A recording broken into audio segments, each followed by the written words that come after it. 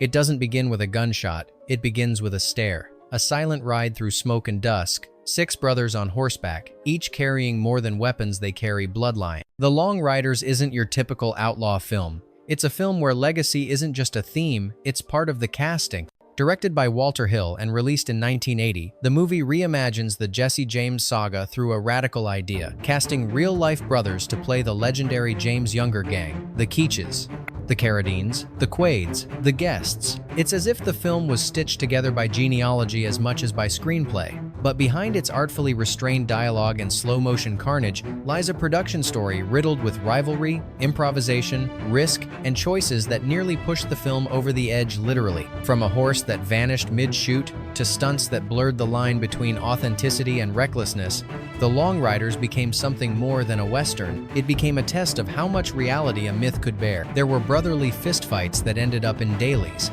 prop weapons that weren't always props, scenes altered by chance, by weather, or by accidents. No one dared reshoot. Even the score, an eerie, improvised soundscape, was born out of last-minute rejection. Nothing about this film unfolded the way it was planned, and that's what makes it unforgettable. This isn't just about outlaws and gunfire. This is about what happens when blood loyalty meets cinematic chaos. These are 20 weird facts you didn't know about The Long Riders. 1,980. Fact has own. They didn't audition. They were born for the roles. In most productions, casting calls involve headshots, resumes, and a bit of luck. But in The Long Riders, the process was ancestral. The stars didn't just look the part, they were the part. 6 sets of real-life brothers portrayed 6 sets of notorious outlaws. The Carradines as the Youngers, the Keaches as the James brothers, the Quades as the Millers. Even the Guest siblings stepped into the Ford brothers' boots. This wasn't a coincidence. Stacy and James Keach developed the original script years before the studio got involved. When Walter Hill came aboard, the sibling casting wasn't a gimmick, it was the foundation. They reached out to fellow Hollywood brothers, turning the ensemble into a living, breathing bloodline. But with real family came real tension. Decades of unspoken resentment simmered beneath the surface. Petty arguments between brothers turned into days-long feuds. During one moment on set, a Carradine allegedly refused to shoot a scene unless blocking was changed to avoid being in frame with his brother. On screen, it reads as authenticity. Behind the camera, it played like psychological warfare dressed in cowboy hats. Fact hash 2, the horses spoke a different language, and it wasn't English. To recreate the grit of the 1,870 seconds, the production didn't just dress the part, they trained the animals like it was still the 19th century. The horse wranglers, experts in historical realism, taught the horses to respond only to period-accurate commands. Whoa, wasn't enough. Actors had to speak in century-old phrasing, delivered with precise intonation. David Carradine reportedly spent entire lunch breaks reciting archaic commands to his horse, hoping to gain its trust. If the language slipped, the horse stalled or deviated from its path. During one particularly tense scene, a miscue caused a horse to pivot into a dolly track, halting filming for hours. But that effort paid off. The horses didn't just move, they reacted, performed, inhabited the moment. It gave the film a realism even trained animals rarely deliver. Just don't call them props. These horses had scripts of their own, and their own dialect. Fact hash 3, a stunt too dangerous to ensure made it into the final cut. The centerpiece of The Long Riders is the infamous Northfield shootout, a sequence filmed with explosive precision and choreographed brutality. One leap, in particular, became the stuff of whispered legend. A stuntman bursts through a glass window and lands onto a galloping horse amid live squib fire. Here's the catch. The stunt wasn't insured. Terry Leonard, the film's stunt coordinator, had insisted on authenticity. No crash mats, no rigs. The plan was simple: jump, land, ride. But on the day of the shoot, the stunt went off course. The actor missed the saddle's sweet spot and was dragged through dirt and shattered glass before tumbling loose. He cracked 2 ribs and suffered multiple contusions. The studio panicked. Hill didn't. He reviewed the footage, leaned back, and said, "This is exactly the kind of chaos I want." The shot remained raw, terrifying, unrepeatable, and yes, it's the take you see in the movie. Fact hash 4, the Keach brothers stayed in character even when no one asked them to. Method acting can be a tool or a trap. For Stacy and James Keach, it was a philosophy. Throughout the shoot, both brothers insisted on remaining in character as Jesse and Frank James, not just during takes, but during lighting setups, crew meetings, even lunch breaks. They spoke in period dialect. They referred to crew members using Civil War-era slang. One grip said he was called quartermaster for 2 straight weeks. Another recalled being saluted instead of greeted. At first, the crew chuckled. Then they started avoiding eye contact. The Keaches claimed it helped them live the weight of the myth, but others suspected something deeper, a desire to control the atmosphere on set. When one crew member laughed during a serious rehearsal, James Keach reportedly froze, looked him in the eye, and said, "You laugh like a Pinkerton." Was it dedication or dominance? In a film about outlaw psychology, maybe there was no difference. Fact #5. The original score was thrown out with only days to spare. Composers usually have months to develop a film's musical identity. The first musician hired for the Long Riders did exactly that, delivering a sweeping orchestral score with grandiose swells and heroic motifs. Walter Hill hated it. He felt it drowned the film's stripped-down tone. Too majestic, too sentimental. 3 days before final mixing, Hill scrapped the entire thing. Enter Ry Cooder. Armed with a slide, guitar, fiddle, and a bottle of whiskey, Cooder created a new score in under 72 hours. He recorded live, using antique instruments and minimal processing. The sound was ghostly, twangy, and bone-dry, exactly what Hill had envisioned. The original composer's version? Never released, not even archived. The final soundtrack wasn't composed. It was conjured. Fact #6. Carradine went off script and off the rails. In one saloon sequence, David Carradine's character was scripted to fire, threaten, and exit. But midway through a take, the gun jammed. Carradine didn't break character. He didn't even pause. Instead, he hurled the prop aside and lunged at his scene partner. What followed wasn't in the script. Chairs toppled, glass shattered, a real fist connected. The fight that ensued was part acting, part instinct. The crew didn't intervene. The camera kept rolling. Walter Hill loved it. He insisted the take stay, despite protests from the actor on the receiving end of Carradine's punch, who, reportedly, didn't speak to him again for the rest of the production. Sometimes, broken props don't ruin scenes. They reveal them. Fact #7. Real ammunition was used once, and never again. Hollywood protocols strictly ban live rounds on set. But during the filming of the Long Riders' chaotic Northfield ambush, someone made a decision that could have changed everything. A frustrated prop technician, trying to solve repeated misfires with a period rifle, quietly slipped in a live round for one long-distance shot. The weapon was fired away from cast and crew, aimed safely into an embankment, but the sound was unmistakable, louder, sharper, heavier. No one was injured. But once word spread, panic took hold. An actor refused to continue filming until the weapon was rechecked. The armorer denied any knowledge. The technician disappeared from set the next day, reportedly reassigned by the studio. Walter Hill reviewed the footage. Despite its raw authenticity, he cut the take. He didn't cut the tension. After that day, everyone double-checked their weapons twice. Fact #8. Costumes were stitched using autopsy photos from the Civil War. The costume team on the Long Riders didn't just design clothing, they recreated trauma. To ensure historically accurate bullet damage, they studied Civil War battlefield autopsies, photographs detailing entry wounds, powder burns, and torn fabric. They then replicated those patterns, stitch by stitch, into the character's wardrobe. Each hole had a backstory. Some were singed to mimic powder flash. Others had crusted blood patterns that matched arterial spray reports from 19th century military records. Most of these details are invisible to the viewer, but for the crew and the actors it added weight, literal and emotional. A shirt with a bullet wound wasn't just set dressing, it was a wearable obituary. Fact #9. An actor nearly drowned, and the scene stayed in the final cut. The river crossing sequence seems like classic Western grit. Horses splashing through rough water, gang members soaked and snarling. But what the audience didn't know was that Robert Carradine almost didn't make it out. The river, swollen from recent rain, ran faster than expected. One horse spooked midstream. Carradine fell, dragged under by his costume belt in the current's pull. For nearly 10 seconds, he vanished. The cameras kept rolling. Only when a nearby safety diver jumped in was the emergency fully recognized. Carradine was pulled out, coughing but unharmed. He insisted on continuing the scene. Walter Hill watched the footage and gave no direction. He simply said, "That's the one." The drowning wasn't choreographed, but it's there forever sealed in the film's cold realism. Fact #0. A family feud broke out mid-scene, and no one called cut. Casting real brothers brought realism to the Long Riders. It also brought unresolved childhood grievances. During the filming of a tense standoff, David and Keith Carradine crossed a line from acting to actual aggression. The argument began over blocking. Keith accused David of deliberately stepping into his light. David responded with sarcasm. Words escalated. Then fists did too. What started as a staged confrontation erupted into a very real, unscripted fight. Crew members hesitated.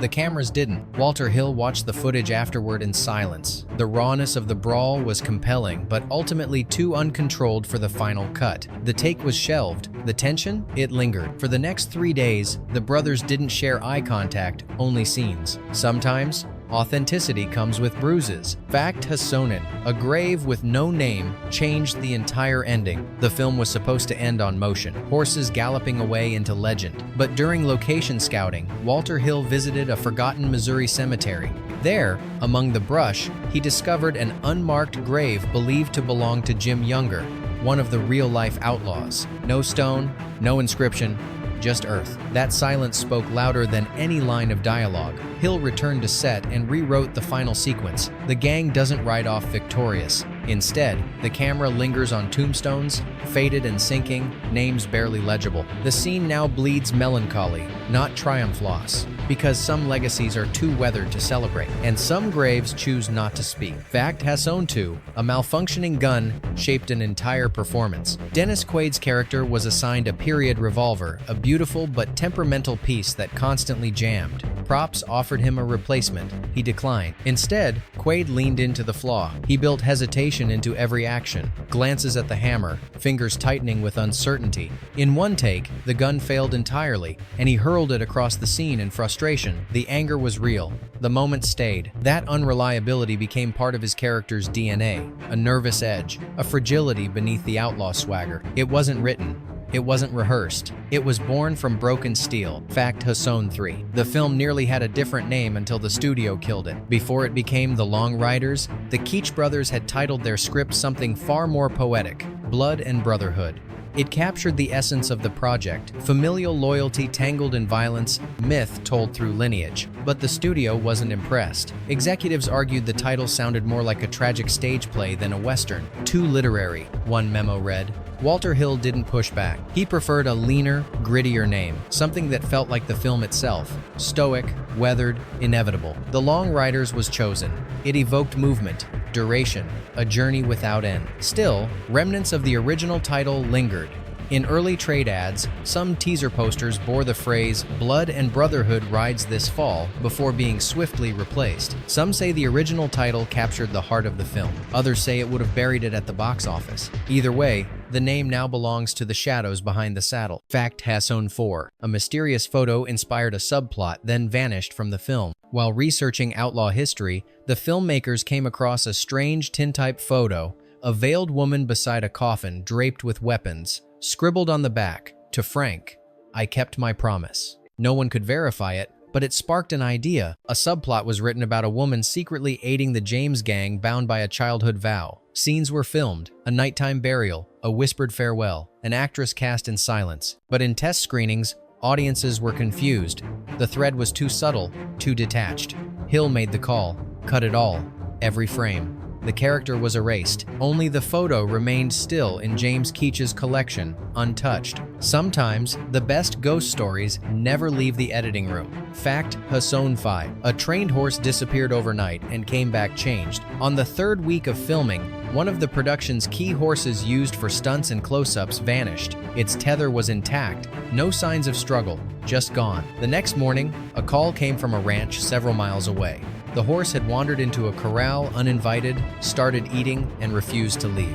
The handlers were relieved until they brought it back. Suddenly, it didn't respond to cues. Commands it once obeyed were met with confusion. It spooked at lights, missed marks. One trainer said it was like something rewired him. Production had to adjust. The horse was used only in wide shots after that. Nobody knows what happened that night. But when an animal trained for performance forgets its own rhythm, you start to wonder who it met out there. Fact Hashonex. They used resin bottles soaked in whiskey to make it look right. Western bar fights demand broken glass. But traditional sugar glass standard in most productions looked too artificial under the naturalistic lighting Walter Hill insisted on. So the prop team created something different: clear resin bottles, subtly textured, and then rubbed down with real whiskey to capture that sticky, amber sheen of vintage saloons. They looked perfect, but they were harder. During one take, a resin shard cut a stuntman's cheek. It wasn't deep, but it bled. Hill didn't stop the scene. The actor kept going. The blood? Real. The reaction? Unscripted. The final shot remained. After that, stunt protocols were changed.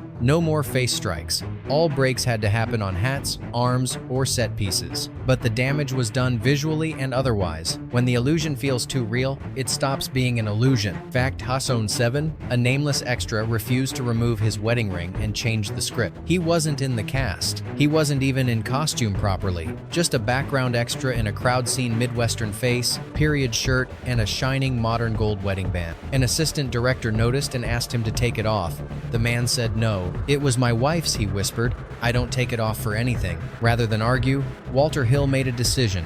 He rewrote a single line of ADR off-screen narration layered onto the scene.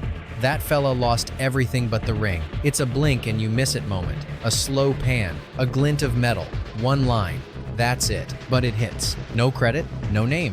Just a sliver of real grief woven into fiction. Sometimes, the smallest truths leave the deepest scratches. Fact Hasson 8. The gunshots in the film came from real-life shootouts recorded decades earlier. There's something uncanny about the sound of gunfire in The Long Riders. It's not the hollow pop of blanks or the over-designed bass of studio mixes. It's dry, harsh, real, because it was. Walter Hill, obsessed with sonic authenticity, sourced archival recordings from actual 1,930 seconds FBI ambushes, wiretap-style audio captured during takedowns of real bank robbers. These crackling, distorted shots were layered into the final mix, giving the gunfights an eerie documentary quality most viewers never notice, but sound designer do. There's no echo like that in fiction. Was it legal? Unclear. Was it effective? Indéniably. It's the sound of the past echoing through a myth. Fact Hassoning. The film's most iconic image was never planned. It's the shot everyone remembers. A slow ride at dusk. The outlaws silhouetted against a flaming sky. Dust curling behind hooves like ghosts in retreat. It looks like a painting. It looks intentional. It wasn't. The scene wasn't scheduled. The crew was packing up.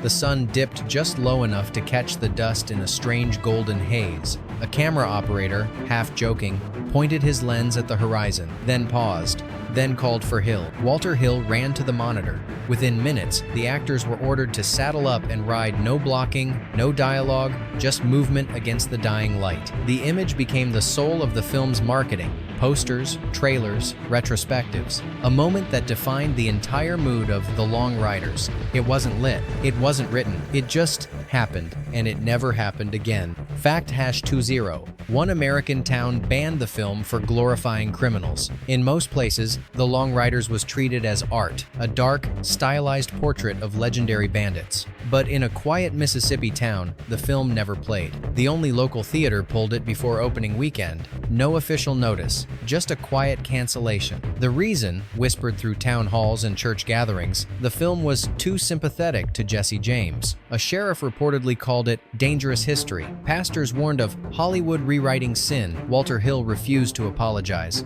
"It's a story," he said, and stories don't ask for permission. To this day, The Long Riders remains absent from that theater's archives. It wasn't the blood that offended, it was the loyalty and the suggestion that some outlaws rode with a code. Bonus fact: a man claiming to be Jesse James's heir watched the filming in silence. Halfway through production, a man no one recognized began appearing near the catering truck. Dressed plainly, mid-60s, soft-spoken. Crew assumed he was part of the local support team. No one questioned him until someone noticed his badge. It wasn't real. He wasn't on the call sheet, not in casting, not in background extras. Yet every day, he returned watching only the scenes involving the James brothers, always quiet, always at a distance. Finally, a production assistant asked who he was. He smiled and said, "Let's just say the name Jesse runs through my blood." Word spread.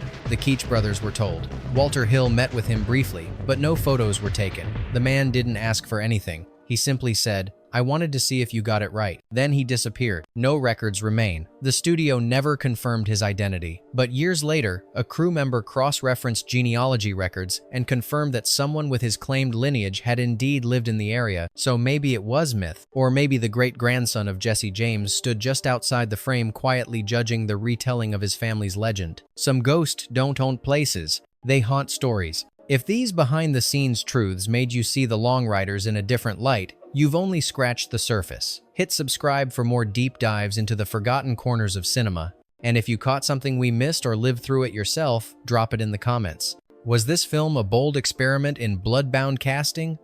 Or just Hollywood romanticizing outlaw folklore one more time? We'll let you decide, and we're already listening.